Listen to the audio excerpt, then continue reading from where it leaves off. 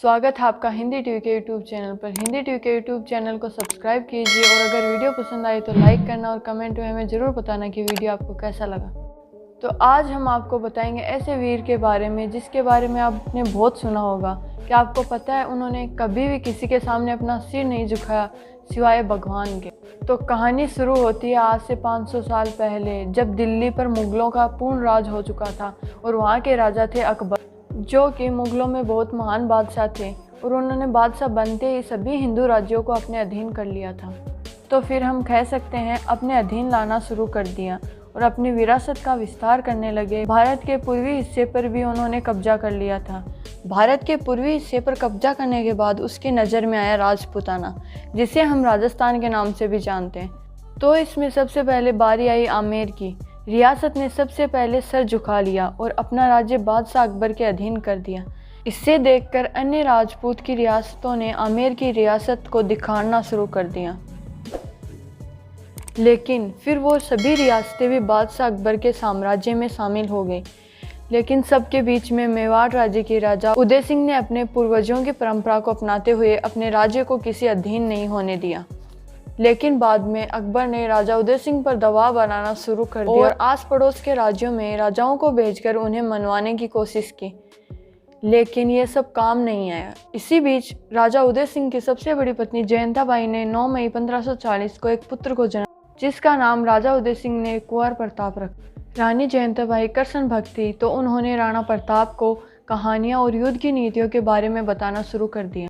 वे उन्हें राणा सांगा की वीरता की गाथाएं भी सुनाने लगी और इन्हीं कहानियों को सुनते हुए राणा प्रताप बड़े हो गए और उन्हें गुरुकुल भेज दिया गया, जहां पर वो सुबह के समय गुरुकुल में बिताते थे और दोपहर को वो भीलों की बस्तियों में चले जाते थे और शाम होते होते वो लोहारों की हथियार बनाने की कला को सीखने निकल जाते थे। और इसके चलते वो जनता में सबके चहेते बन गए और भीलों ने उन्हें एक नया नाम दिया, गीगा।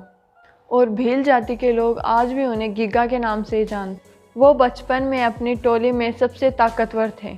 राणा उदय सिंह की मृत्यु के बाद जगमाल को मेवाड़ का राजा बनाया गया, लेकिन इस बात का सभी मंत्रियों और जनता ने विरोध किया, क्योंकि कुंवर प्रताप सबसे बड़े भाई थे और जगमाल कुंवर प्रताप से छोटे थे। जिस समय राज्याभिषेक हो रहा था उस समय कुंवर प्रताप पहाड़ों में बैठे थे, तो मंत्रियों ने जगमाल की जगह वहीं पहाड़ों में बैठे प्रताप का राज्याभिषेक कर दिया और उन्हें राजा घोषित कर दिया। बस उसी समय राणा प्रताप ने अपनी सेना के साथ कुंभलगढ़ पर कूच कर दिया। फिर क्या था, राजा जगमाल भागकर अकबर की शरण में चला गया। फिर 1573 को महाराणा प्रताप का विधिवत रूप से राज्याभिषेक किया। जब वो राजा बने थे तब मेवाड़ का शाही खजाना खाली था, क्योंकि राणा उदय सिंह मुग़लों से अपने राज्य को बचाते बचाते यह सब खाली हो चुका था। वहीं राजपूताना के सभी जगह मुग़लों का झंडा लहरा रहा था, जो कि महाराणा प्रताप को कभी भी पसंद नहीं था। लेकिन अकबर चाहता था कि राणा प्रताप भी अन्य राजाओं की तरह मुग़लों के अधीन हो जाएं, और उन्होंने मान सिंह को महाराणा प्रताप को मनाने के लिए भेज दिया। और जब मान सिंह वहां पहुंचे और खाना खाने बैठे तो उन्होंने देखा कि राणा प्रताप की जगह उनका बेटा अमर सिंह आया। तो इस अपमान को अस्वीकार करते हुए मान सिंह ने अपना अपमानित सर झुकाते हुए वहां से निकलने का फैसला किया, क्योंकि मान सिंह की बुआ का नाम था जोधाबाई, जिनकी शादी हो चुकी थी अकबर के, और यह महाराणा प्रताप को कभी भी बर्दाश्त नहीं था। इसी बात को महाराणा प्रताप ने मान सिंह को सुनाया, जिससे वो अपमानित महसूस करने लगे थे, क्योंकि यह बात महाराणा प्रताप ने सभी मंत्रियों के सामने मान सिंह को बोली थी, इसलिए उन्होंने इस बात को अपमानजनक माना।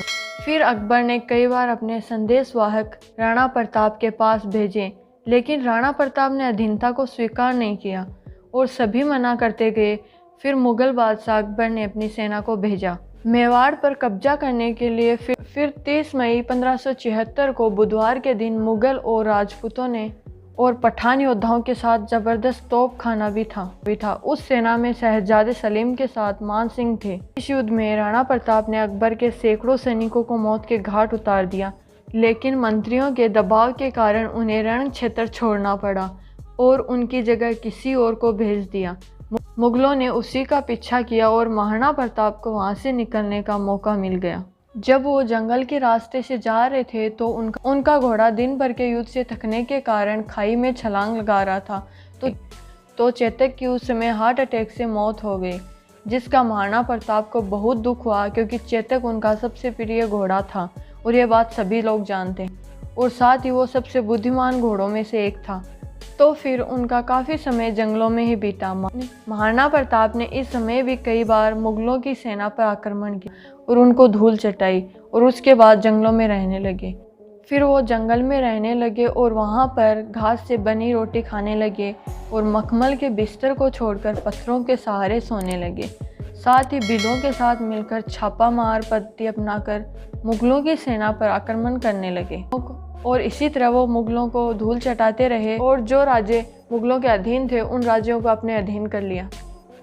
साथ ही राजा भामाशाह ने अपनी समस्त संपत्ति राणा प्रताप के चरणों में रख दी, जिसके बाद उन्होंने सेना को पुनः खड़ा किया और मुगलों को हराकर कुंभलगढ़ पर कब्जा करते हुए मुगलों को धूल चटाई। चित्तौड़ को छोड़कर महाराणा प्रताप ने सभी किलों को वापस हासिल कर लिया। जब एक बार वो शिकार पर निकले तो उन्हें चोट लग गई, जिससे वो कभी भी उभर नहीं पाए, और इन सभी युद्ध की चोटों और शिकार की चोट की वजह से और 29 जनवरी 1597 को उनकी मृत्यु हो गई। ये थी कहानी उस योद्धा की जिसने सब कुछ त्याग कर जंगलों में रहना पसंद किया, कभी भी किसी के सामने अपना सर नहीं झुकाया और सदैव अपने दुश्मनों को धूल चटाते गए।